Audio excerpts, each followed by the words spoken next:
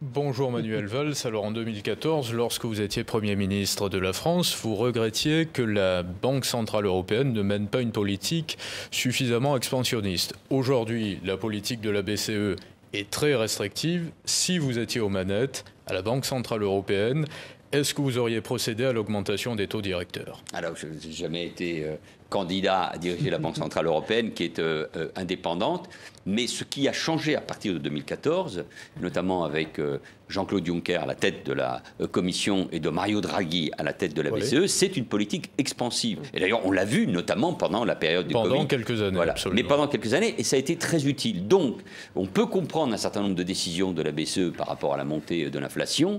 Et moi, j'alerte sur les conséquences, sur le danger de poursuivre une politique de hausse des taux d'intérêt qui risque d'étouffer l'économie et qui peuvent mettre dans une très grande difficulté des millions de personnes appartenant à la classe moyenne concernant le logement. Oui, puisque l'augmentation des taux directeurs entraîne une limitation de l'accès aux prêts pour les ménages comme pour les entreprises. Donc une crise de l'immobilier. Parfois, par rapport à la situation espagnole, vous avez une expérience citoyenne et politique en Espagne.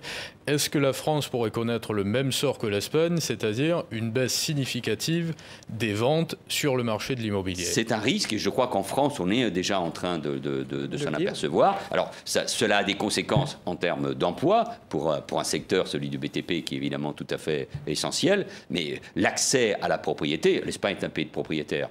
En France, il y a aussi beaucoup d'habitat social. Mais pour les jeunes ménages, c'est évidemment un vrai sujet. Et on voit, selon les banques, que l'accès au crédit pour le logement est déjà en recul. Donc attention, parce que là on touche à la fois à notre économie, à sa croissance, les prévisions sont plutôt correctes, les dernières qui ont été publiées par le FMI, mais cela a aussi des conséquences sur les classes moyennes. Et quand on touche à ces classes moyennes, les conséquences politiques, dans un moment que nous avons déjà décrit comme délicat, peuvent être considérables. Des conséquences sur la monnaie également et la crédibilité de la monnaie. Est-ce que l'essor des BRICS et également de pays comme l'Arabie Saoudite, par exemple, qui frappent de plus en plus fort à la porte des BRICS et qui sont exportateurs de pétrole, pourrait conduire des pays de la zone euro et la zone euro vers des crises de solvabilité? Alors il faut faire attention, c'est en effet un des sujets d'actualité. Ces crises de solvabilité peuvent aussi concerner des pays qui appartiennent à ces BRICS également. Mais attention, parce que nous sommes dans des économies très interdépendantes et toute conséquence, tout choix fait, et moi je me réjouis qu'on ait une BCE forte qui agisse. On sait que pour que l'unité, l'union de l'européenne sur le plan économique soit vraiment accomplie, il faut une politique monétaire, il faut une politique fiscale, il faut des harmonisations économiques, fiscales et budgétaire qui aille jusqu'au bout. Mais attention à toutes les conséquences que vous venez de décrire. Je reviens sur la question de Tom Benoît, en voulant la creuser avec vous, Manuel Valls. Vous connaissez bien l'Espagne, bien sûr, puisque vous êtes aussi espagnol.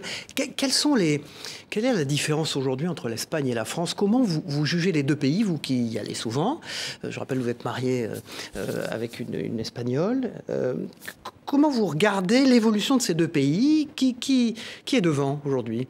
Non, la France est devant. La France est une puissance économique, budgétaire, politique. La France parle au monde, alors que l'Espagne a renoncé depuis longtemps à parler au monde. Même, je trouve, malgré sa langue, oui, son expansion. Elle ne parle pas suffisamment, notamment à l'Amérique latine. Et moi, je souhaiterais que la France parle davantage aussi à l'Amérique latine. Nous avons un destin commun, qui est celui de la Méditerranée et du rapport avec ce continent d'avenir qui est l'Afrique. Pas seulement à cause du défi de l'immigration, mais il y a des défis géopolitiques, économiques, énergétiques. Il y a toute cette jeunesse d'Afrique qui nous intéresse. On est bien perçu en Espagne.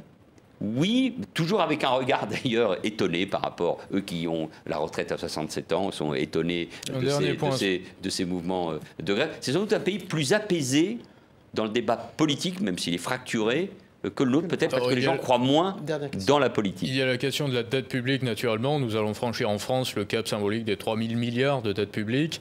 Or, il y a des pays comme le Japon qui ont 260% du PIB, mais qui détiennent 90% de leur dette. Nous détenons seulement 48%. Quelle perspective voyez-vous par rapport à la soutenabilité de la dette publique en France? C'est en 30 secondes, donc. Mais c'est le grand sujet. Alors, il n'est pas facile, mais c'est pour ça que l'effort demandé aux Français doit être bien expliqué. Parce qu'après la protection que les entreprises, mais aussi les citoyens ont eue pendant la période du Covid, il faut dire que nous ne pouvons pas continuer avec le niveau de déficit public et de dette que nous avons. Sinon, les conséquences économiques et sociales seront considérables. La une de Géostratégie, ce trimestriel en kiosque.